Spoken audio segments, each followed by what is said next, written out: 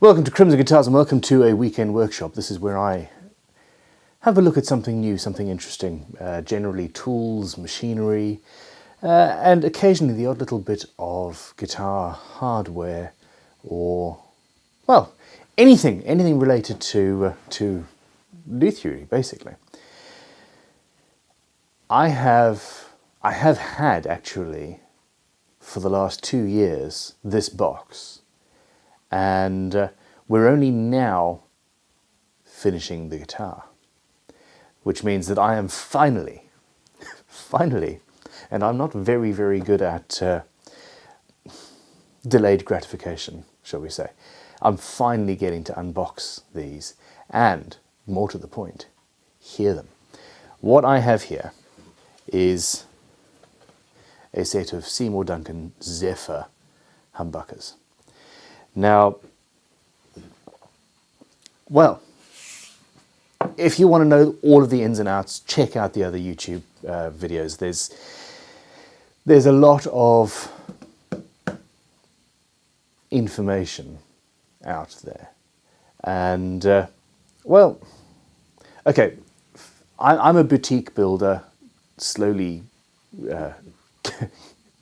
growing into something slightly larger than that, but I would love to have a look at these and totally slam Seymour Duncan because, hey, they're a big player and it's cool to, you know, tell the big boys to go stuff themselves, kind of thing.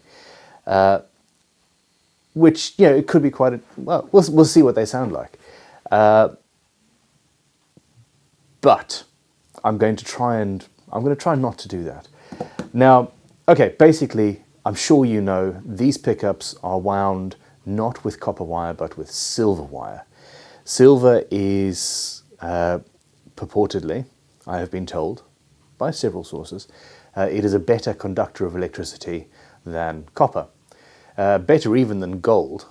We tend to use gold because gold doesn't corrode, whereas silver does.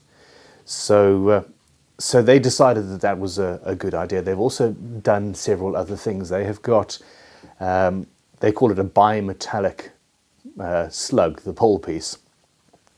Essentially,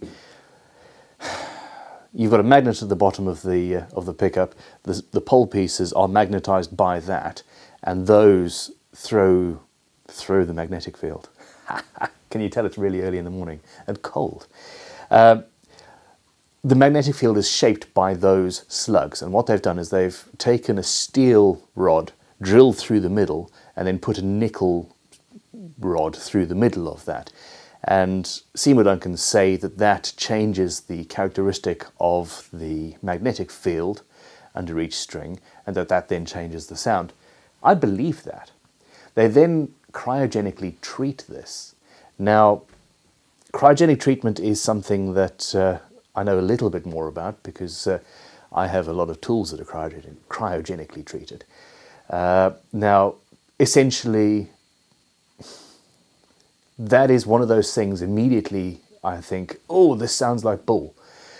However, physically, when you cryogenically treat steel, with regards to sharpening tools, etc., it physically converts, I think it converts the austenite in the steel to martenite, and it also creates very small elements of carbide. And it basically means that a cryogenically treated knife or chisel or plane blade will last longer, will stay sharp longer than you know, just a normally hardened piece of steel. Whether that affects the sound, I don't know, although even in my book on sharpening tools, it does say that apparently a cryogenically treated wind instrument, a trumpet or something, will sound better. So, go figure. The bobbins are glass-filled nylon, which it does make a difference to the sound. It must do. How much? Who knows? I mean, it sounds like fiberglass to me. They are unpotted, which does make a difference. Crimson Guitars, we've started to make our own pickups now, and we as much as possible, will have unpotted pickups because they do sound much more open and interesting. I have some notes here. What else have we got? Well, yeah, according to Seymour Duncan, it's the ultimate transference of tone, etc. Now, all right, I have here a box. It's a box. It came with a cardboard sleeve and nicely packed. It is actually solid wood. It's a piece of walnut. As you can see, the very first impression I have is, what the hell? That plate is not square in the center of the box. I mean, seriously. Now, let's have a look. 33 to 31, it's 2 millimeters off square. The box maker didn't do a very good job. And I mean, you know, when you're talking about these retail at $1,200, whatever that means in today's climate, I'll let you go and research that. We've got a set of hinges here and a little lock that, well, I don't know, for $1,200,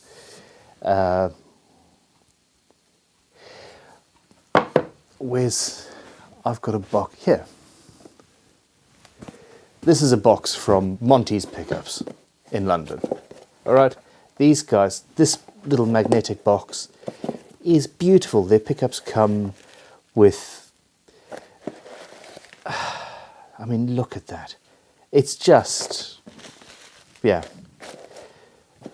Watch the video where I unboxed these. I kept the box, I love it so much. Those wax seals are just beautiful.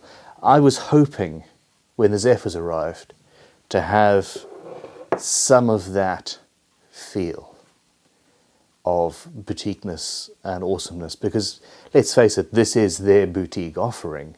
It's not the Seymour Duncan custom shop. Hell, I have a Seymour Duncan custom shop box over here actually, that I have since converted into a little jam jar amp. It's got a little amplifier system in there, just for fun.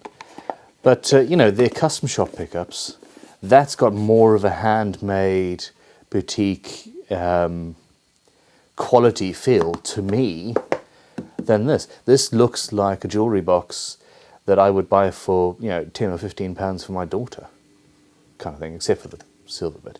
Anyway, should we? Let's go. Woohoo! Pickups. So here we go. It's nothing special. I like the fact that it's mounted on a piece of Vauban, I suppose. That's what they make the pickup bobbins out of. So that's quite cool. That's not a cheap material. In fact, that probably cost more than the box did. I reckon this box cost them a couple of quid. Maybe plus $1 more for the engraved plate. So the pickups are mounted onto there. There was some information in the bottom about them, and that's, you know, that's interesting. It's fine. Signed by the two people that made them. I'm kind of surprised actually that they don't have matched sets, i.e. Signed by, or at least a set made by the same person. They're hand wound. They have all of this technology. They have the might of arguably the best pickup company on the planet. I mean, what? Sadly, these days it's Seymour Duncan, DiMarzio, and Bare Knuckle are the three names that come to mind for pickup manufacturers, at least. Well, I don't know. I have had these for a while, and of course I opened them on the first day. On the first day I was underwhelmed.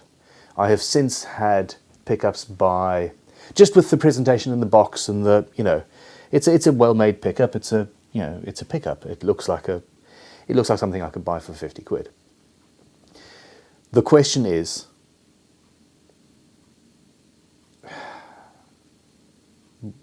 well, not 50 quid, because pickups have gone up since I started this game. I used to have a major beef against Seymour Duncan and Damasio and the mass-produced pickups.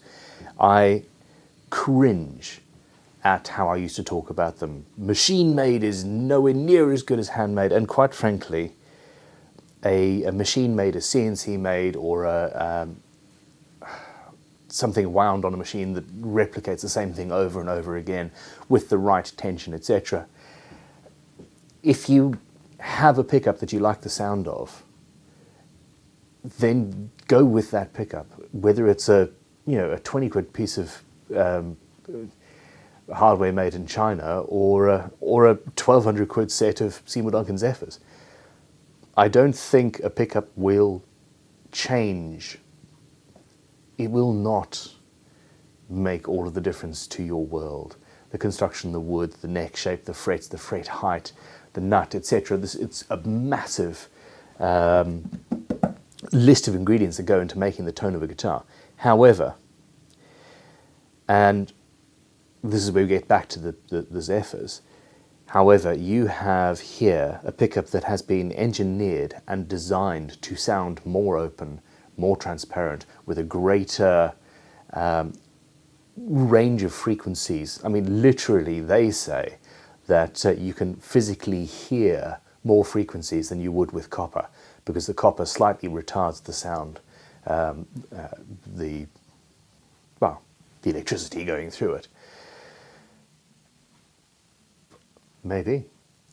What I'm going to do is put them in this guitar. Have a look. I've been working on this baby for a while now. Quilted camphor wood with a semi-through neck build that needs these pickups. I'm going to put them in and we will demo it. Check out the other demos as well. Obviously the wood, the finish, etc. makes a difference to the sound. Although the wood doesn't make as much of a difference as a lot of people say.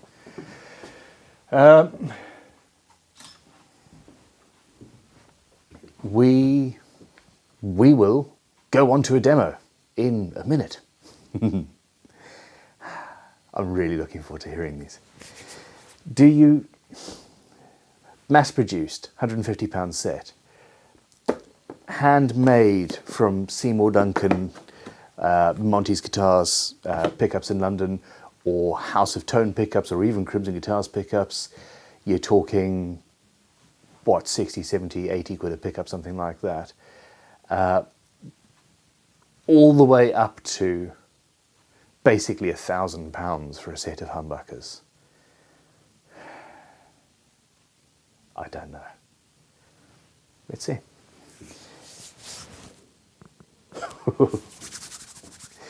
Come on then.